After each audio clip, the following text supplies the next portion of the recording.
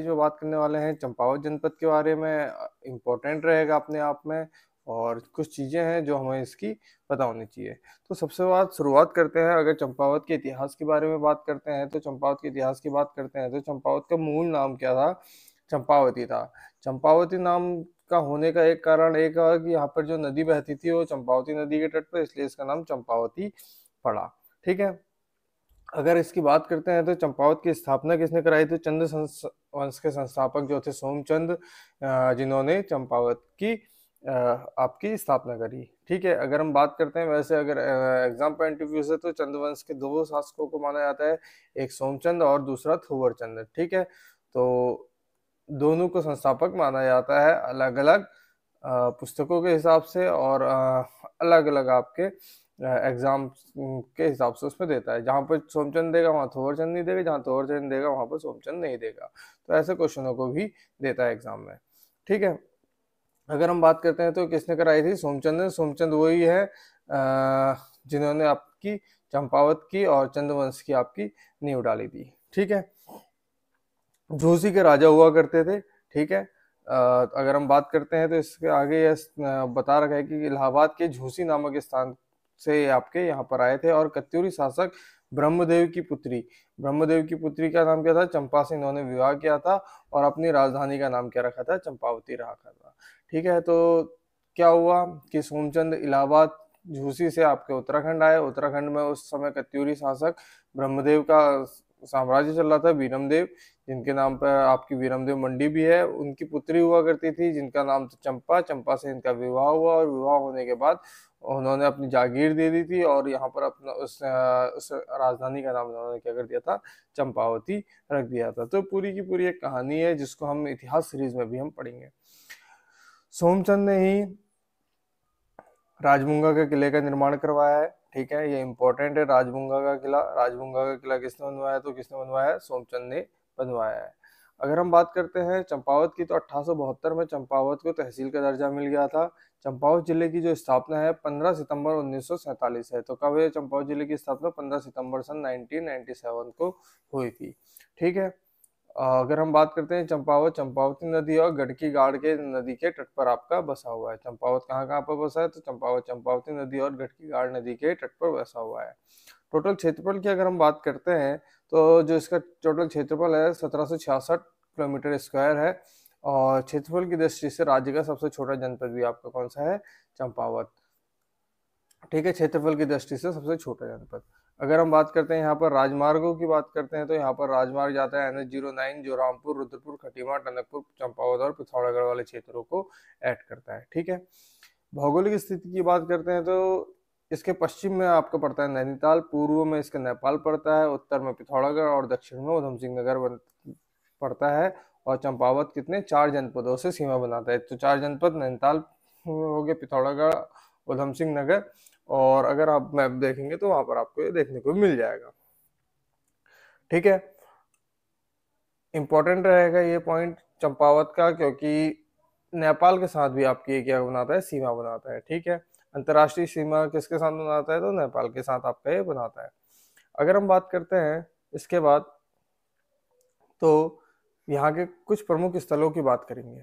चंपावत के प्रमुख स्थलों की अगर हम बात करते हैं तो कुछ जगह बसती है जिसमें आपका टनकपुर है, लोहा घाट है, ऐसे पॉइंट आपको यहाँ पर देखने को मिलेंगे।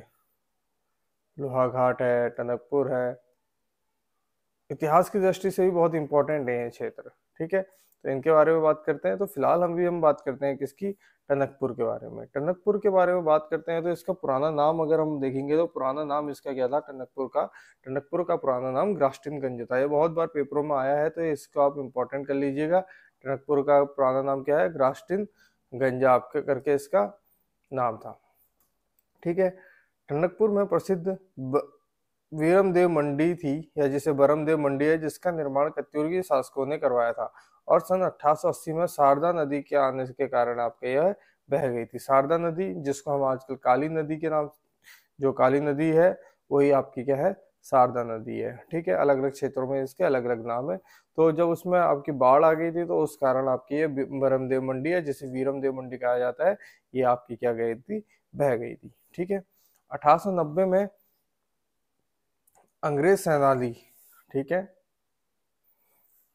तो सन 1890 में अंग्रेजी सैलानी लॉर्ड टलक एवं मंजर हसी इस स्थान में आए थे और यहाँ निवास करने के लिए इन्होंने क्या करवाया था, अपने बंगलों का निर्माण किया था। इस स्थान का नाम लॉर्ड टलक के नाम पर पहले टलकपुर और फिर बाद में आपका क्या पड़ा, टनकपुर पड़ा। तो ये अच्छा पॉइंट है। कौन आए थे, तो कहाँ कौन आए थे यहाँ पर, अंग्रेज जो सैलानी थे जिनका नाम था लॉर्ड टलक। ठीक है। इन टलक के नाम पर इनका नाम, यहाँ का नाम पहले आपका क्या टलकपुर और बाद में ये आपका धीरे धीरे चेंज होते होते टनकपुर पड़ गया। ठीक है। यही टनकपुर में आपका क्या है, डॉक्टर एपीजे अब्दुल कलाम प्रौद्योगिक संस्था जो है वो अभी आपका कहाँ है, टनकपुर में। तो इम्पोर्टेंट जगह बन जाती है टनकपुर। सबसे पहले इसका नाम, दूसरा यहाँ की जो बीरम देव मंडी जो इम्पोर्टेंट है, तीसरा यहाँ की नदी शारदा नदी जिसे काली नदी भी कहा जाता है। उसके अलावा 1890 में जो सैलानी आए थे लॉर्ड टलक और मंजर हसी, इनके नाम पर इन्होंने यहाँ बंगले बनाए थे और यहाँ का नाम टनकपुर पड़ा था, बाद में इसको टनकपुर कहा गया। ठीक है। इसके बाद अगर हम बात करते हैं तो यहाँ का जो दूसरा इंपॉर्टेंट क्षेत्र है वो आपका कौन सा है, लोहाघाट। अगर लोहाघाट की बात करते हैं तो ये आपका कौन सी नदी के तट पर है, तो कौन सी नदी के तट पर है, लोहावती नदी के तट पर होने के कारण इसका नाम लोहाघाट है। दूसरा, पुराणों में इस लोहाघाट को क्या कहा गया है, लोहागढ़ कहा गया है। ठीक है। पुराणों में लोहाघाट को क्या कहा गया है, लोहागढ़ कहा गया है। तीसरा क्या है, चंपावती, जैसे चंपावत चंपावती नदी के तट पर था, ये कौन सी नदी के तट पर है, लोहावती नदी के तट पर है। लोहाघाट में बहुत से अच्छे दर्शनीय स्थल हैं और अगर हम बात करेंगे तो बहुत सी चीजें वहां पर आपको देखने को मिल जाएगी। अगर हम बात करते हैं तो लोहाघाट में मानेश्वर मंदिर स्थित है जिसका निर्माण राजा निर्भय चंद द्वारा करवाया गया था। ठीक है। राजा निर्भय चंद ने किसका, तो लोहाघाट के मानेश्वर मंदिर का निर्माण कराया था। ठीक है। और लोहाघाट में ही बाणासुर का किला, जो कि बाणासुर महाभारत कालीन थे उन किला, तथा माँ बरहाई देवी का मंदिर भी आपका स्थित है। ठीक है। तो ये दोनों पॉइंट आपके बहुत इंपॉर्टेंट है। बाणासुर का किला कहाँ पर स्थित है, लोहाघाट में है, विशुंग्राम में है। और माँ बराही देवी का मंदिर आपका लोहाघाट के आपका देवीधुरा में है। ठीक है। तो ये दोनों इंपॉर्टेंट है। बराही देवी को देवीधुरा का मंदिर भी आपका कहा जाता है। यहाँ पर आपका पत्थर वाला पाषाण युद्ध जो होता है वो भी आपका यहीं पर खेला जाता है। ठीक है। तो ये अपने आप में इंपॉर्टेंट हो जाएगा, इन पॉइंटों को भी हम कवर करेंगे।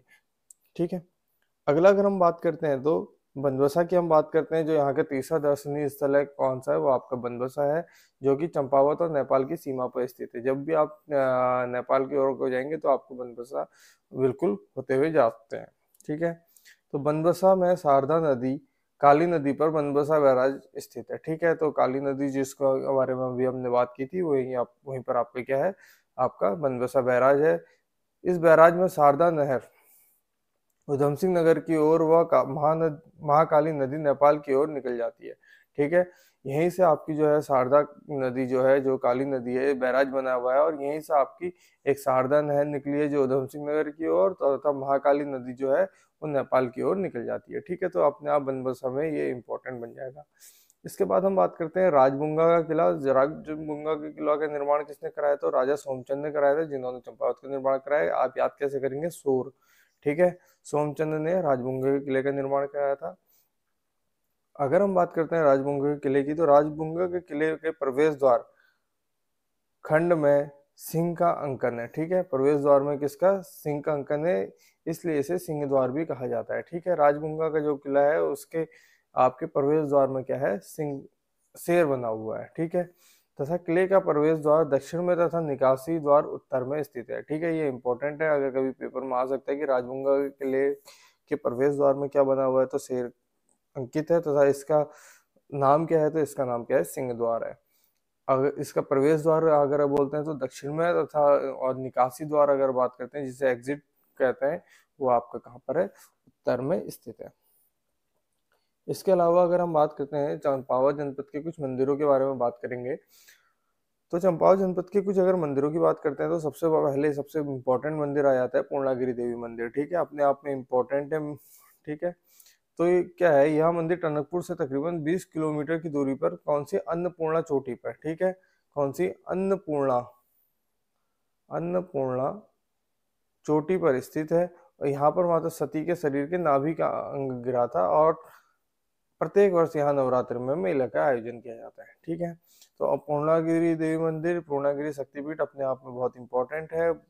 यहाँ पर अगर हम बात करते हैं तो यहाँ पर अन्नपूर्णा पर्वत चोटी पर स्थित है। कहा जाता था कि जब भगवान शिव माता सती के शरीर को लेके जा रहे थे तो यहीं पर इनके शरीर का नाभि का भाग गिरा था।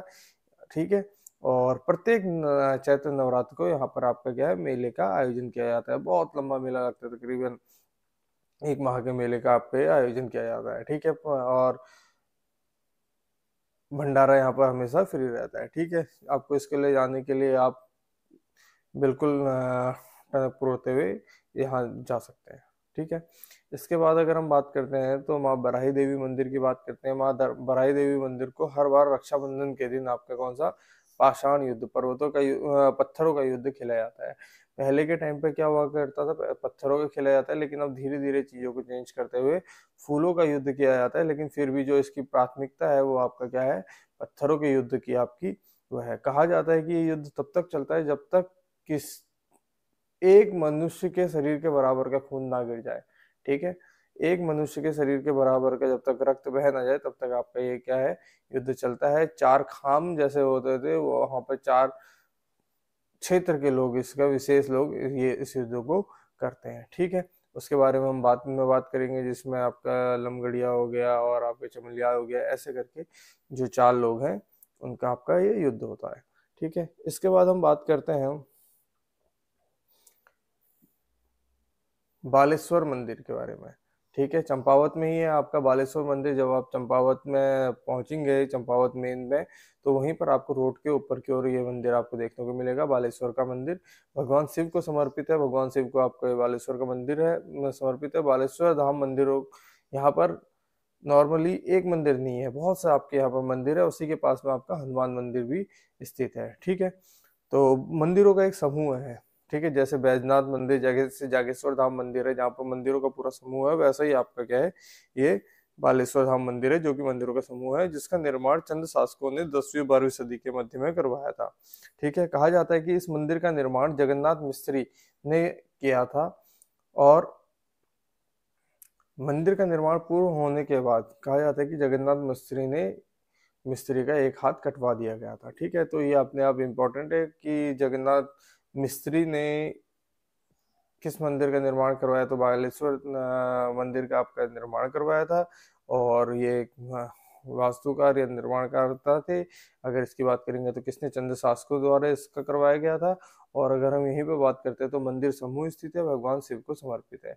अगर हम बात करते हैं बालेश्वर मंदिर को, तो 1952 में राष्ट्रीय धरोहर स्मारक इसको क्या किया गया, घोषित किया गया। बालेश्वर मंदिर को कब किया गया, 1952 में राष्ट्रीय धरोहर स्मारक घोषित किया गया।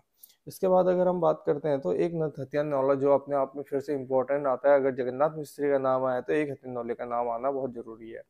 कहा जाता है कि इसका निर्माण जगन्नाथ मिस्त्री ने अपनी एक हाथ से किया था। ठीक है, और इसमें जो उन्होंने मदद ली थी वो अपनी बेटी की सहायता ली थी। और कहा जाता है कि इस एक हत्या नौले को किसके नाम से जाना जाता है, बावली के नाम से भी जाना जाता है। ठीक है, तो एक हत्या नौला अपने आप में फिर से इंपॉर्टेंट आ जाएगा। अगर जगन्नाथ मिस्त्री का नाम आया है तो एक हत्या नौला और बालेश्वर मंदिर को आपको दोनों को रखना पड़ेगा। ठीक है, तो इम्पोर्टेंट है, इसको आप लोग क्या कर सकते हैं, कवर कर सकते हैं, इसको आप लोग क्या कर सकते हैं, याद कर सकते हैं। ठीक है, इसके बाद अगर हम बात करते हैं तो यहाँ पर आपको घटोत्कच का मेला, घटोत्कच का मंदिर भी देखने को मिल सकता है। ठीक है, अगर हम घटोत्कच मंदिर की बात करते हैं तो घटोत्कच, जिसको स्थानीय लोग घटकू कहा जाता है, तो वही आपका क्या है, घटोत्कच मंदिर है। ठीक है, अब यहाँ पर फिर घटोत्कच भीम और हिडिंबा के पुत्र का नाम आपका क्या था, घटोत्कच का। ठीक है, भीम जब आपके पांडव अपने वनवास के दौरान उत्तराखंड की यात्रा में आए थे, तो वहीं पर भीम को हिडिंबा से प्रेम हो गया था। और जब इनके जो पुत्र हुआ, उनके पुत्र का नाम क्या था, घटोत्कच था।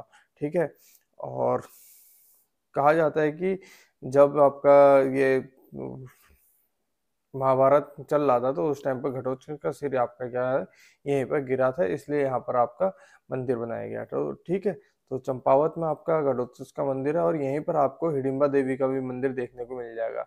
ठीक है, तो हिडिंबा देवी का मंदिर कहाँ देखने को मिल जाएगा? चंपावत में, और घटोत्कच मंदिर भी आपका कहाँ पर? चंपावत में ही देखने को मिल जाएगा। ठीक है, अगर हम बात करते हैं थोड़ा सा और आगे की, तो यहाँ पर हमको क्या है, खेती खान का सूर्य मंदिर भी देखने को मिल जाएगा। जैसे उत्तराखंड है, उत्तराखंड में सूर्य मंदिरों को मंदिरों से रिलेटेड क्वेश्चन बहुत बार आया है। ठीक है, सूर्य मंदिर से रिलेटेड क्वेश्चन बहुत बार आया है, तो यहाँ पर ये पॉइंट बड़ा ध्यान देने वाला है कि उत्तराखंड में सूर्य मंदिर कितने हैं, कहाँ कहाँ पर कौन कौन से आपके सूर्य मंदिर है। ठीक है, तो सूर्य मंदिरों से रिगार्डिंग मैंने एक वीडियो पहले भी बनाई है, फिर भी मैं एक और वीडियो इसमें बनाऊंगा जो कि इम्पोर्टेंट रहेगी। ठीक है, फिलहाल अभी भी हम बात करते हैं खेती खान के सूर्य मंदिर की। ठीक है, सूर्य मंदिर से रिलेटेड क्वेश्चन आता है तो उसको हमने क्या करना है, कवर करना है। तो खेती खान का सूर्य मंदिर अपने आप में इम्पोर्टेंट है। ठीक है, खेती खान आपका कहाँ पर है? चंपावत में स्थित है। और इसी मंदिर पे आपका क्या है, खेती खान के मंदिर में आपका दीप महोत्सव का क्या किया जाता है, आयोजन किया जाता है। ठीक है, इसके बाद हम बात करते हैं पंचेश्वर महादेव मंदिर की। पंचेश्वर महादेव मंदिर के बारे में अगर हम बात करेंगे तो हम फिर से पुराने पॉइंट पर पहुंचेंगे कि पंचेश्वर क्या है। पंचेश्वर आपका एक डैम है जो कि आपका भारत और नेपाल के एक संयुक्त उससे आपका बनाया जा रहा है। इस पॉइंट को क्या करना है, याद रखना है। 5 नदियां आपकी यहाँ पर मिलेंगी। ठीक है, 2 भारत की तरफ से, 3 नेपाल की तरफ से, 5 नदियों का आपका संगम होगा। और यही पंचेश्वर के पास में आपका पंचेश्वर महादेव मंदिर है, जहाँ पर चौमू देवता एक मंदिर है, जहाँ पर आपका किसकी, चौमू देवता की आपकी पूजा की जाती है। चौमू देवता को मुख्य रूप से आपके क्या है, पशुपारक देवता के रूप में भी जाना जाता है। ठीक है, अब हम अगर इसमें बात करते हैं तो ये आपका मंदिर जो है लोहाघाट से तकरीबन 40 किलोमीटर की दूर काली और सरयू नदी के संगम पर है। जब आप इस यहाँ को और जाएंगे ना, बिल्कुल नीचे ढाल पे है, बहुत नीचे तक है बिल्कुल। कुछ एरिया तो ऐसा है जहाँ पर बीच में लोग भी नहीं रहते हैं। ठीक है, तो काली व सरयू नदी के संगम पर आपका पंचेश्वर महादेव का मंदिर है। ठीक है, यहीं पर आपका चंपावत है। और जैसे ही हम आपका पुल क्रॉस करते हैं तो पुल क्रॉस करते ही आपका पिथौरागढ़ आ जाता है, और पुल के उधर की साइड आपका क्या है, नेपाल है।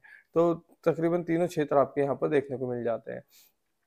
यहाँ पर भगवान शिव की आराधना किसके, चामू रूप या चौमुहा देवता या चौमू देवता के रूप में की जाती है, जो कि आपके एक पशु रक्षक के रूप में पूजे जाते हैं। ठीक है, ये इंपॉर्टेंट है बहुत ज़्यादा, इसलिए इसको कवर करना बहुत ज़रूरी है। अगला है रीठा साहिब गुरुद्वारा। रीठा साहिब गुरुद्वारे की बात करते हैं तो ये रीठा साहिब गुरुद्वारा आपका कहाँ पर है, चंपावत से तकरीबन 72 किलोमीटर की दूरी पर ड्यूरी गांव में आपके स्थित है। इस गुरुद्वारे का निर्माण सन 1960 में हुआ था। कब किया गया था? 1960 में इसका निर्माण हुआ था। माना जाता है कि इस स्थल की यात्रा गुरु नानक जी ने की थी, तथा यहाँ पर एक खास तरीके के मीठे रीठे का पेड़ है। ठीक है, जो और जो रीठा साहिब है ये रातिया और लादिया नदियों के डाब का क्या है, तट पर स्थित है। रीठा साहिब याद होना बहुत जरूरी है। 1960 में इसका निर्माण किया गया, गुरु नानक जी यहाँ आए थे। मीठे रीठे का एक पेड़ है और जो है आपका लादिया और रातिया नदियों के आपके तट पर स्थित है।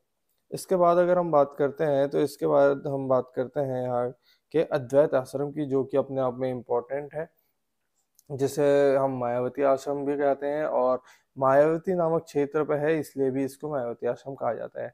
तकरीबन जो अद्वैत आश्रम है, लोहाघाट से तकरीबन 8-9 किलोमीटर की दूरी पर आपका ये स्थित है।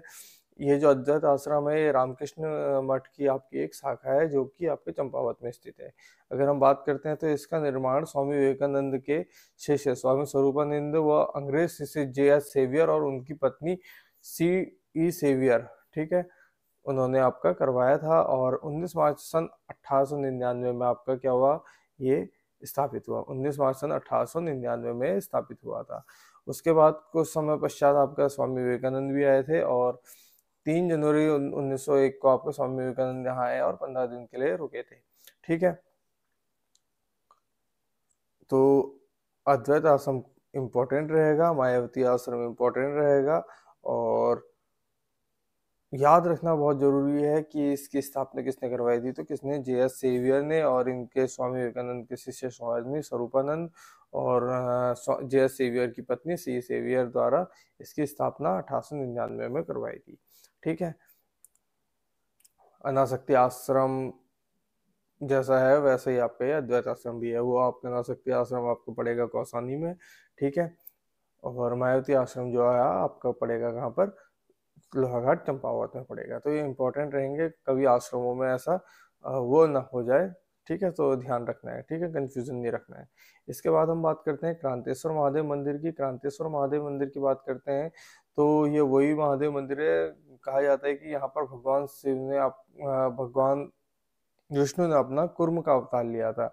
और जो ये पर्वत है ये ऐसा लगता है जैसे कि आपका कुर्म की पीठ के आकार का, कछुए की पीठ के आकार का आपका ये है। तो इसीलिए इसका आपका हमारे उत्तराखंड को आप का इस क्षेत्र को आपका क्या है, कुमाऊं क्षेत्र भी कहा गया, ठीक है, कुर्म अवतार होने के कारण, ठीक है। यहाँ पर आपका क्या है, कुर्म नाम का आपका पर्वत का भी विवरण देखने को मिलता है। भगवान विष्णु ने यहाँ पर आपका क्या है, कुर्म अवतार लिया था। कुर्म पर्वत शिखर पर आपका क्या है, क्रांतेश्वर महादेव मंदिर है। ये कुछ 4-5 पॉइंट है, देखिए एक हल्के से पॉइंट से 4 या 5 पॉइंट आ जाता है। सबसे पहले किसका मंदिर है, पहला क्वेश्चन किस शिखर पर है, दूसरा क्वेश्चन किसका अवतार था, तीसरा क्वेश्चन कौन सा अवतार लिया, चौथा क्वेश्चन कि कहाँ पर कहा जाता है, पांचवा क्वेश्चन केदार खंड या मानसगंज में, छठा क्वेश्चन, ठीक है, और किस नाम का पर्वत है आपका, सातवां क्वेश्चन। तकरीबन इतने से आपके 7 या 8 क्वेश्चन आपके देखने को मिल जाते हैं। तो इम्पोर्टेंट है, ऐसी चीजें आपको जरूर याद होनी चाहिए। अगला है इसके अलावा मानेश्वर मंदिर, तो वो भी आपका चंपावत में है। और जो आज के लास्ट मंदिर है वो हिंगला देवी का मंदिर, वो भी आपका क्या है, चंपावत में स्थित है। तो ये सारी चीजें इंपॉर्टेंट हैं जिनको हमने क्या करना है, कवर रखना है। और यही चीजें हैं जो पेपर में लगातार आती रहती हैं, ठीक है। तो आज के लिए इतना ही रखते हैं, मिलते हैं अगले वीडियो में और देखते हैं कुछ और इम्पोर्टेंट चीजें।